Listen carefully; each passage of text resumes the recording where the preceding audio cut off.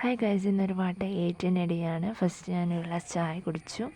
11:15 കുടിക്കുന്നത്, കാരണം 11 മണിക്കാണ് ഞാൻ എഴുന്നേൽക്കുന്നത്. പിന്നെ അത് കഴിഞ്ഞിട്ട് ഞാൻ ഒരു ഗ്ലാസ്സല്ല, ഒരു പാത്രത്തിൽ വെള്ളവും അതുപോലെ തന്നെ ചക്ക വറുത്തതും കഴിച്ചു.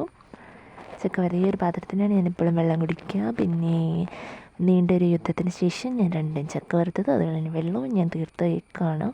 അത് കഴിഞ്ഞിട്ട് ഇന്ന് കുറേ ദിവസത്തെ ആഗ്രഹമായിരുന്നു എന്ത് കഴിക്കണമെന്ന്, പൊതിച്ചോറ് കഴിക്കണമെന്ന്.